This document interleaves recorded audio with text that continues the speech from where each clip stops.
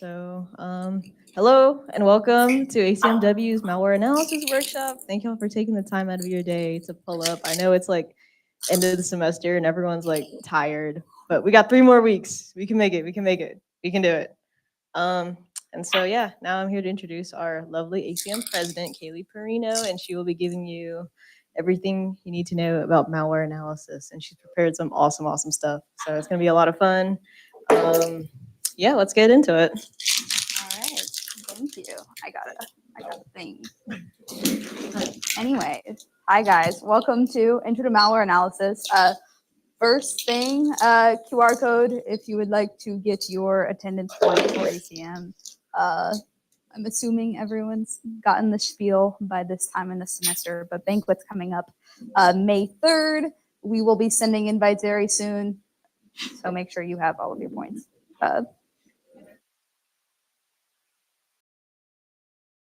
If you have never met me, hi, my name is Kaylee. I am the current ACM president, past ACM-W president, so this is kind of like a full circle moment for me. As I am graduating this semester, I am a current senior NCS on the cyber operations track. I have made it to the end.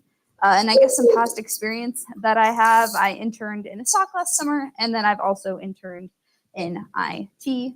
And I'm not a malware expert, as we will soon get into. I just think this stuff is pretty cool. I've learned it in my free time. I've taken some classes here at UTSA when it comes to more formal experience, but I do not know everything. But I know enough to help y'all get the basics. And coming with that, a good thing to understand going into this is it's okay if when you hear something, it doesn't fully make sense to you at the start. It can be abstract, if you will. You can go look into things later on if there's something you're interested in, and if it's something you want to professionally do. Obviously, at that point, you need to understand the details. But for now, you can just understand if it's a magic box. If it works, it works, and that's okay. We are here for an hour, and we have to have expectations for this, which is why it will be a fairly high-level presentation. We're not going to get into any assembly. I just don't think there's time for that in an hour while trying to do it. That would be a whole separate thing of multiple workshops. But anyway, knowing all that, what is malware analysis? If you Google it, you will see something like so from CrowdStrike.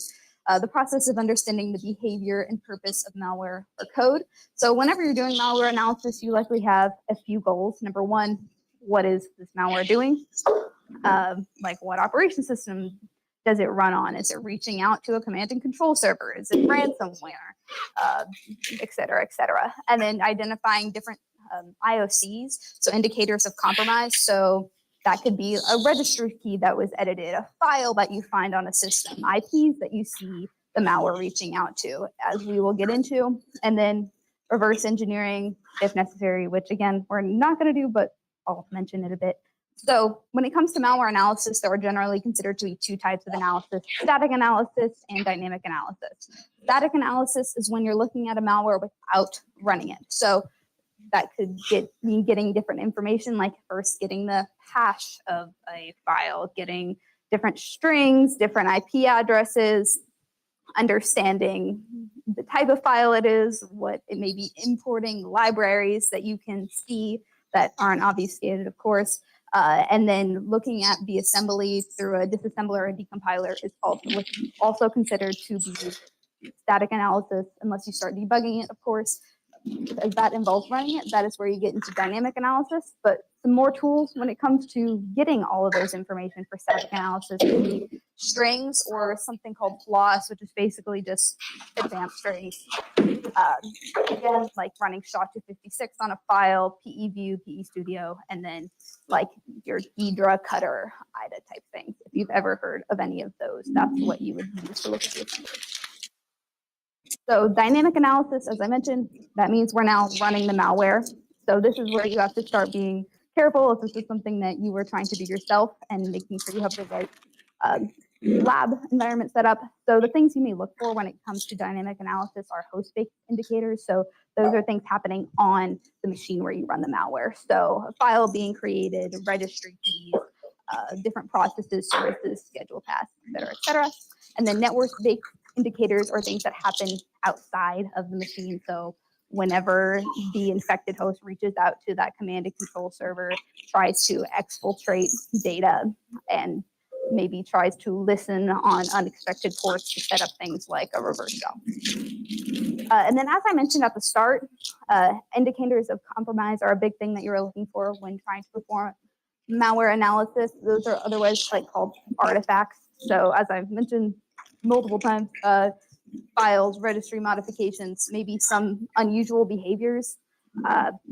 So if you see Word trying to run PowerShell, that would be weird. Just things that you normal user wouldn't really do. And then hashes, and then IP and domains. So when performing dynamic analysis, these are a few common tools. There are obviously a lot more, but some of the ones that we're going to be looking at today are Procmon, which is process monitoring. It's a Windows tool that's part of the sysinternal suite, if you've ever heard of that. Wireshark, which is used to monitor different network requests, and INetSim, which we will use in our lab environment in order to convince the malware that we are like the DNS server in this case, but it can be used for multiple things besides that, and then Netcat. Now, I do have to say, everything is at your own risk. If you decide to do this on your own laptop, which I definitely encourage you to do if it's something you're interested in, be careful. Like, don't go running WannaCry on your machine. Make sure nothing's connected to Wi-Fi, as we will talk about, because you don't want this to be you. It won't be good. Oh, the QR code is broken, but the link is posted on Discord, and maybe I'll try to fix it later. But the setup that I have today is a Flare VM and a Remnux VM that can only connect to each other. And that is how we will be demoing, as the next slide says. So if you happen to have two VMs to test it on, then follow along. The code is posted on my GitHub, but I don't know if I'd recommend that if you have never ran malware before, which I'm not sure if anyone has. So, and I'm operating under the assumption that you have not. So pretty much, I don't know if this is easy to see. Yeah, but this is my Flare VM. As I mentioned, it is completely disconnected from the internet. It cannot reach out to anything. One of the other important practices when setting up malware is taking snapshots. As you can see, I had some errors and had to take many, many, many more snapshots than are necessary. But after you run malware, you always want to revert to your previous snapshot, because usually you would never really know what has happened. In this case, I wrote the program, I do, but still it is considered good practice to do that. So as you can see here, this is our malware that is called totally not malware.zip. So I don't know what's going to happen when we extract it, but pretty much we shall click extract, and it's pretty common for malware samples that you download off the internet to have the password of infected. And I know maybe that sounds crazy if you've never heard of any of this stuff before, like you willingly download malware. Yes, there are people that set up different like repositories and monitor it so that people can have access to the newest malware samples whenever new malware comes out, or maybe just for learning purposes like we're doing today. So if we type in that password of infected, you can see now there's this new exe file on the top left corner called dnsrevshell.exe. So before we get into running the malware, I just figured we shall start with some static analysis. So with a Flare VM, there is a tool called Commander, and it basically allows you to run Linux commands on Windows, similar to WSL, but not quite. So we shall cd to our desktop. And one of the tools I mentioned was called Floss. Think of it pretty much like strings. It can do a lot of cool things, but for today's purposes, we are just going to treat it like it's strings. It is quite the hefty program, and my laptop will go off to space and overheat if I do not put it to a file. So we're going to do that today, and it does take a second, but once it does finish, you can see the text file right there. And these are all of the readable strings from the binary. If you wanted to, it would probably be smart to sort by things like length, because as you can see, there is a lot of junk, and then there is a lot of stuff in this file. It is a very large file. So we will come back to this, and I happen to know that one of the interesting strings that we can look for starts with tone. I forget where it is, but as you can see, these are some of the function names from the binary. I didn't do anything to like obfuscate or strip the binary, so everything is here. And then also, if we were to keep looking, we can see some more interesting looking strings over here. This kind of looks like a domain. So if we were good analysts, we would probably take notes and write this down somewhere, which I'm going to try to do. Ideally, you'd probably use something more professional, like, I don't know, Obsidian or something. But I'm not going to do that just right now. And I lost it. And then we can also see that there is a file path right here that is also considered an indicator of compromise. So we will put that here as well, and then try to sort it out so it looks a little bit nicer.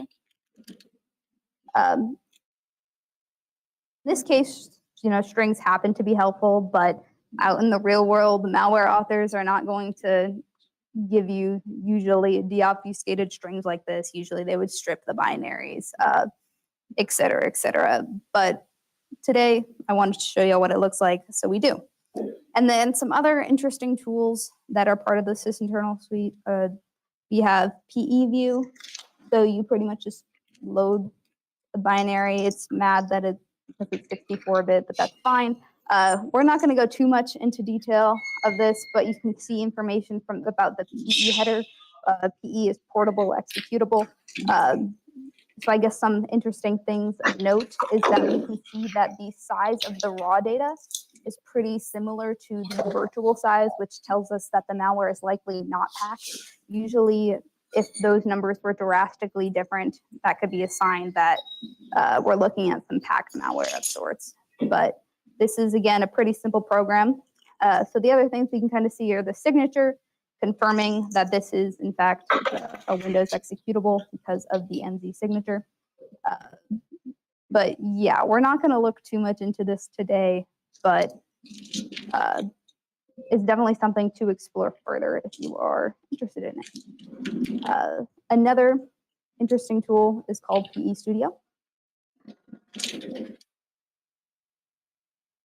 And similar to PE View, you can also see information about the file header, but you can also see things like the hash. So of course, we also could have just ran guys, my laptop's already overheating. It's very mad. I'm with like 3 VMs running a thing about it. It's not. Okay, maybe we're not going to run anything, but you could run SHA-256 if your laptop could handle it and be able to see the hash, but also we can see it in here just fine. And then MD5 as well. And then PE Studio tries to recognize indicators. I can't say I've found them to be too helpful, but maybe in some cases it could be. So as we can see here, like the file contains another file, like that is an indicator that something could be malicious, but really you can't say for sure until you were to look at the binary. Like the count of libraries, again, there could be many, many reasons why there are a lot of libraries or a lot of imports. So these aren't really too helpful for us. Like the timestamp, not really. But again, just more information to have. This has more information about the header. A lot of stuff that is very confusing, but again, nothing that we're going to look at too much right now. It's there. The libraries, my computer takes about 5 years to be able to load the libraries, but normally you'd be able to see the Windows libraries that are used in the executable, which could be helpful. However, once again, it does not confirm that anything is or is not malicious until you can actually understand how they are used from doing further analysis.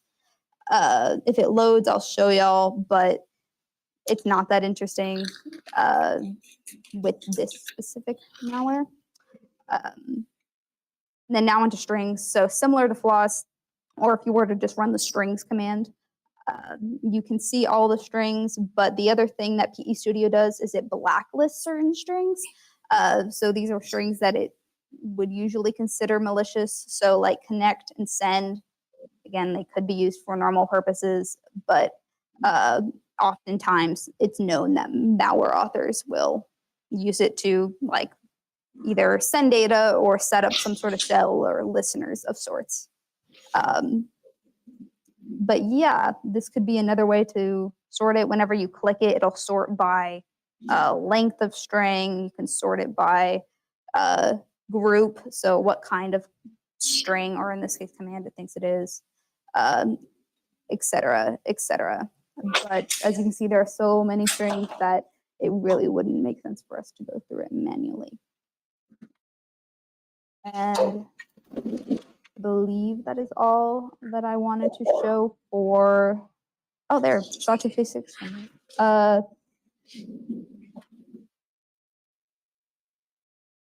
know what, we're just not going to worry about that right now and move on to the dynamic analysis portion, which is where I think things get a little more fun.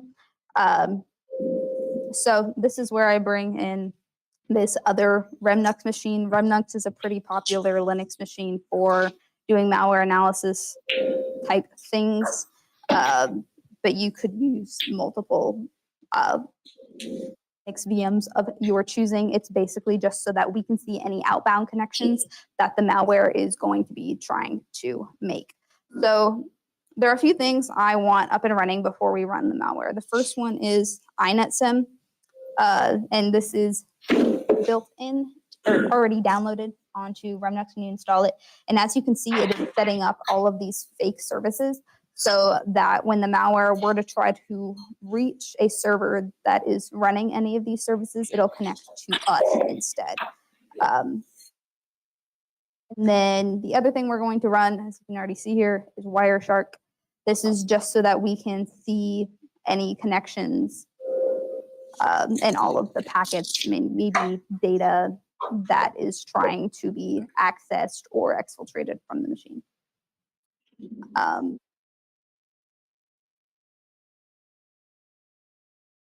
Then I think it actually just shut down my Flare VM. Should have known, my laptop is getting a little hot.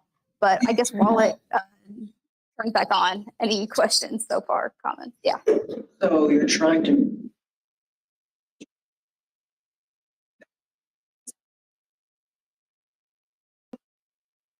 Yeah. Mm-hmm. If they wanted to, like they were aware of that.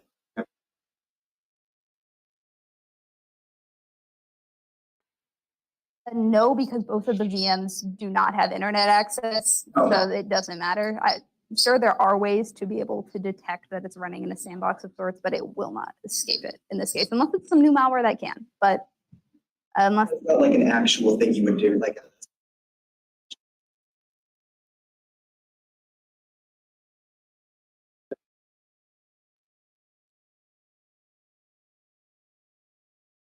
those are worth a lot of money and very rare. And they're like great.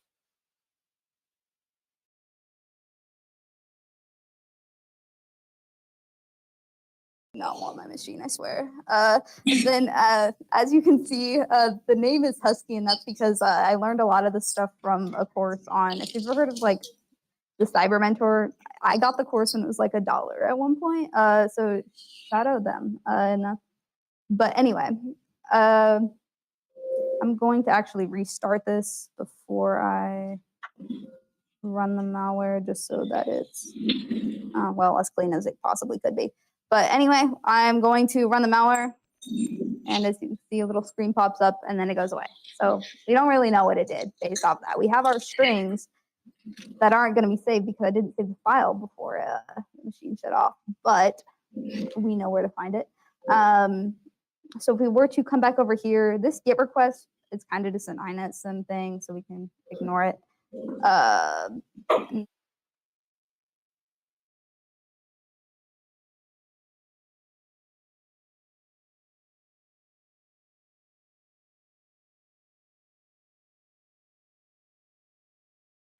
that is more INET stuff right there. I think I forgot to close out the browser when it's turned on. And it should be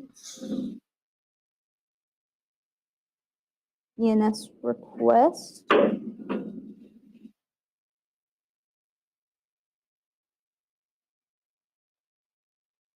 Not the right DNS request. We're just going to sort it out there. And now we can see that domain again. The c2.malicious.local.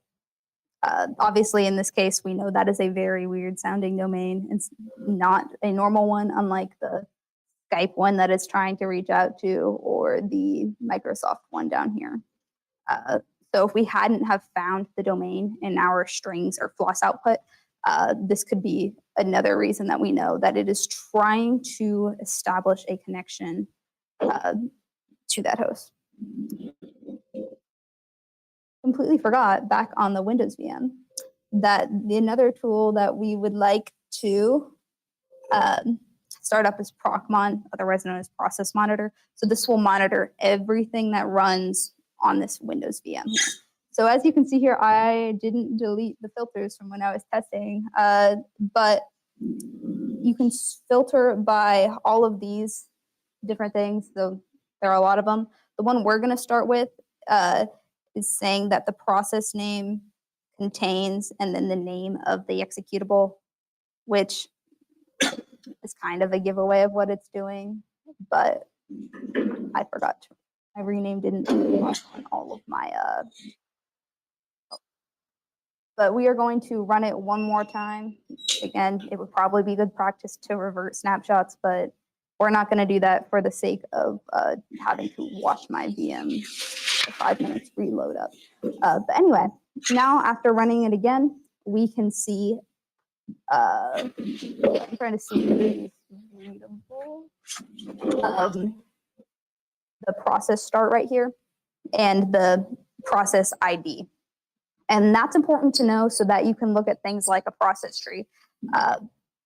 So processes will usually call upon other processes, and those are known as the child processes. So whenever you're trying to figure out what a malware does, it's very common to want to look at the child processes and see what other maybe commands it's running, files it's dropping, et cetera, et cetera. So we could look at the process tree here in Procmon. That little button pulls up the process tree, and you can see our executable right there. And then we can see that it's running something called conhost. So I don't know. I'm not really sure what that is right now, but we can continue to take a look and try to figure out what this malware may be doing. So as you can scroll down here, there's a lot of stuff. And if you were to look at every single thing, you would probably get bogged down. So we're going to look for weird file names at first. Maybe a weird file name that we saw before, like tone.txt. So as it looks like it's creating the file here and writing it to program data.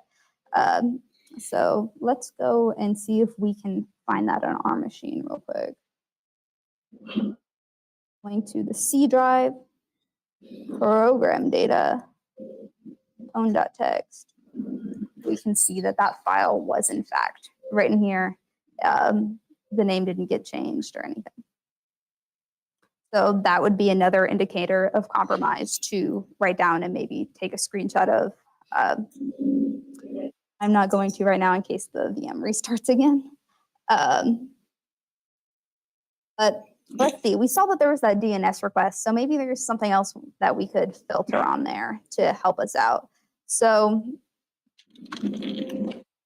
maybe the operation would contain something like TCP request, let's say. Maybe we want to see if that is there at all. Doesn't look like it's there for this time, but what if we were to look for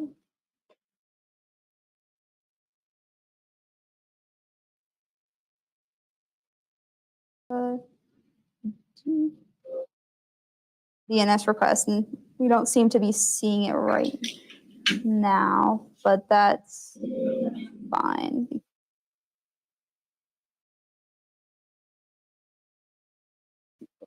Actually, I'm blanking on the name of the operation right now, guys. Bear with me. There we go.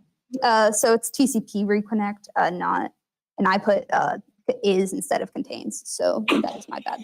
But there we can see that there is a TCP connect to our iNet SIM on port 444.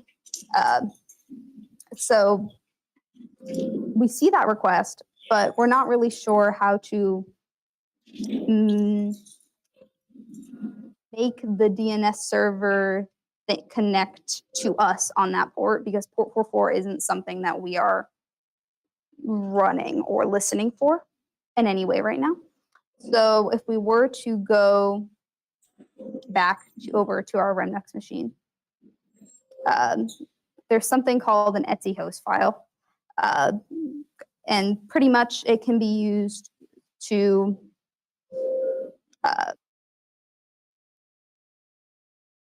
open before I keep talking, so that it will make your machine think that you are actually that IP address, similar to iNet SIM, but it is used for DNS. So let me go ahead and get my my IP address before we continue with this. So as you can see here, my IP is 10.0.0.3. And the reason we're putting that there instead of localhost is because we want our Windows machine to connect to us. If we wanted to, per se, edit the etc host file on the Windows machine, and we wanted to be able to have a listener set up on our Windows machine and have the malware connect back to itself on that Windows machine, then we would put 127.0.0.1. But since we are having our Remnux machine be the listener and we want the Windows machine to connect to the Remnux machine, that is why we're putting in the IP address. And then we saw earlier that it is c2.domain.local, or sorry, c2.malicious.local. We will put that as the domain name. And then we need to set up a listener. So that is where Netcat comes in. We will have it listen on, as we saw over in Procmon, port 444.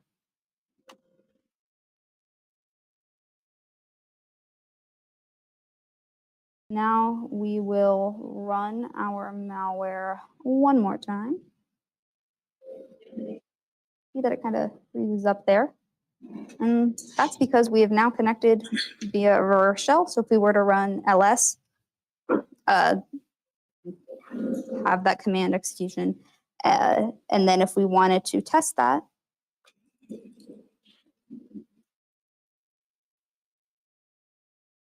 we're able to read that pwn file that is located on our Windows machine.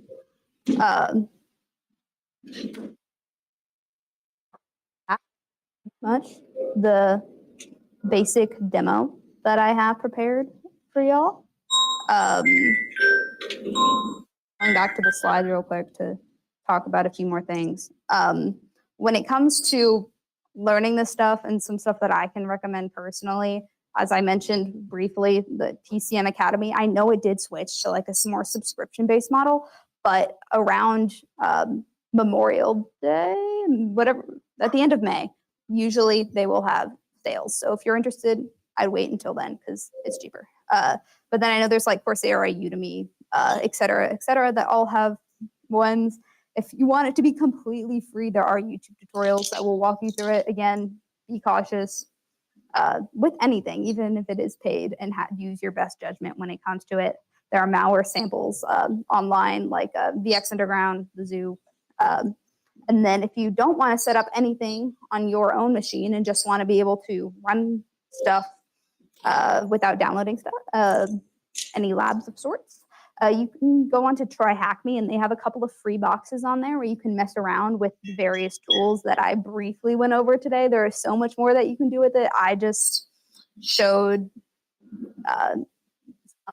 the usability of them. And then also Hack the Box has like a malware analysis track sort of thing. It looks like part of it is free and part of it you have to pay with the little cube things. I haven't used that personally. I've only messed around with the stuff on Try Hack Me, but it has good reviews. So that's something else to look into. And then when it comes into opportunities here at UTSA, I myself, as I mentioned at the start, in a computer science major, I do not know much about the information systems classes that we have, but I have heard great things about digital forensics too. And then I have not heard much about malware analysis course under IS, but we have it if you're interested. And then the reverse engineering course in the computer science department is very, very difficult, but you do learn assembly. I can say that. I've heard good things about the steganography class, but it is only offered in the summer currently, which is kind of interesting.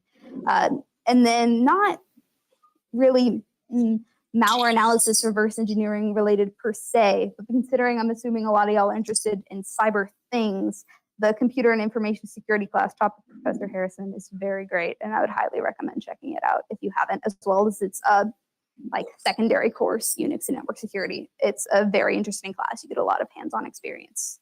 And then I guess looking at the setup guide that did not, the QR code was broken. If you're interested, I kind of wrote up some stuff. It's pretty generic about installing a Flare VM, Remnux, making sure that it is off the internet, and some general helpful tools. And then also, if you are interested, I wrote the malware myself. It's very simple, as you saw in the demo today, but I did put it up on GitHub if you're interested at all. Shout out to ChatGPT for giving me the markdown file, but it goes through a lot of the basic things that we did today. If you are interested in compiling it yourself, if you do compile it on a Windows machine, like just like on your Windows thing, not on a VM, Defender will delete it. So I had to like go into WSL, into the temp folder, and then zip it up and then keep it on my Windows machine. But just a word of warning, I guess. And then also maybe don't run it on your Windows machine. That'd be bad too. But yeah, that is much the demo and the intro. Any questions, comments, concerns? Thanks.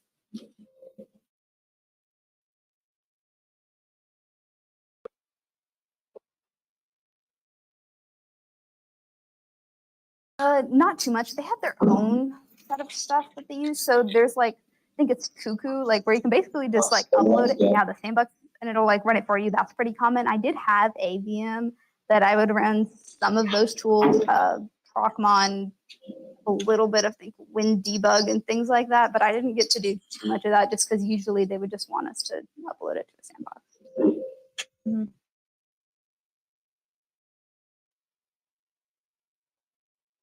Of that the guy that made the malware analysis course that I learned a lot of this stuff from, that's like the name of his VM, and I was following along. Like, I did not want to mess it up when I was starting this stuff, so I just like word for word whatever he said I typed, like that his username, mine too. So yeah, I guess other things that can be difficult when setting up a lab, or at least maybe this is a me thing, networking is always a little bit of a struggle, being able to put it on its own isolated network. Like I had issues with DHCP when setting this up for y'all for the second time. First time around, it worked perfectly. Second time, it all broke, and I had to like go and manually set the IP address. So that's also an option. But you know, you'll learn something no matter what if you decide to set up these labs, and it's a great experience to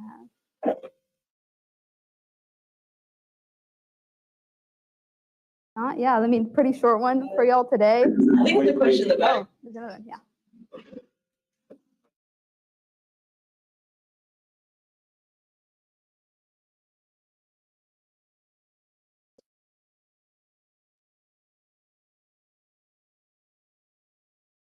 when it comes to like just the stuff I learned to like show today, mostly it is from that ACM Academy and then a bit from TryHackMe.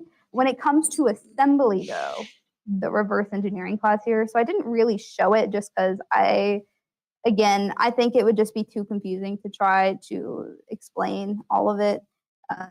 On Flare, there's something called Cutter, and it's basically a disassembler.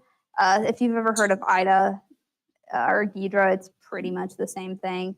And it's very nice in that it will try to decompile it for you and tell you what it thinks the assembly is doing, and it'll even try to name stuff for you.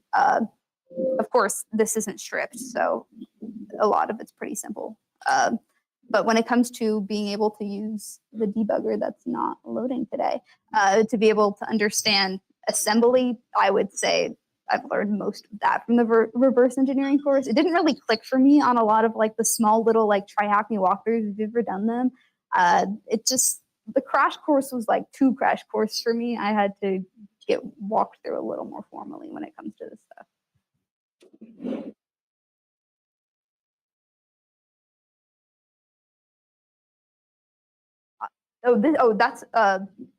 Yeah, the TCM one does walk through Cutter a little bit.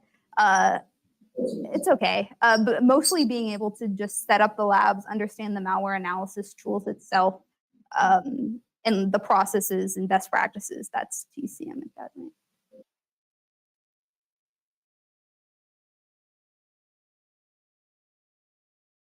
Anything else I could answer? Yeah. The document you showed,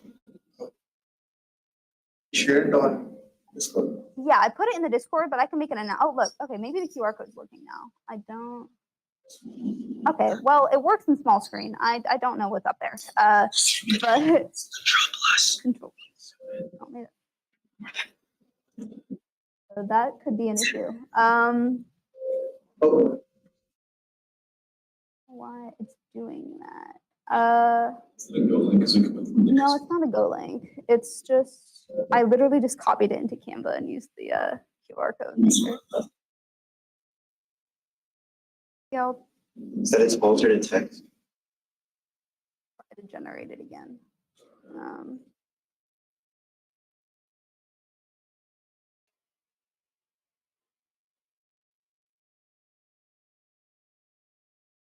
But that's the Google Doc if you're interested.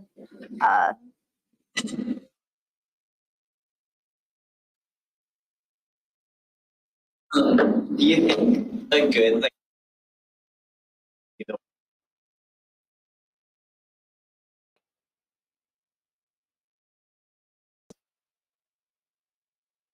want to wonder if that same lab would also work I'm familiar with this. What is it called? UTSA Learning League. UTSA Learning League. I heard it from Rowdy.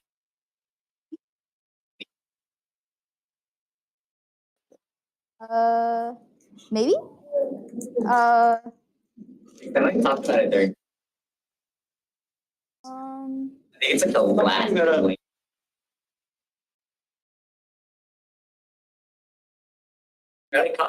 This cyber people. Looks from first glance like you can learn a lot of the similar basics, but I cannot vouch for it. I would set up an entire home lab for you. That's why I was asking. I mean, yeah, setting up any home lab, like there's not one right way to set up a home lab. Whatever works best for you at the end of the day, whether it's this, something on YouTube, anything, it's all about, you'll learn the same skills pretty much no matter what you go with. So, yeah. Anything else? Well, thank y'all for coming to my last workshop. Hope you learned something. And don't run malware on your host machine. Remember, We get a big round of applause.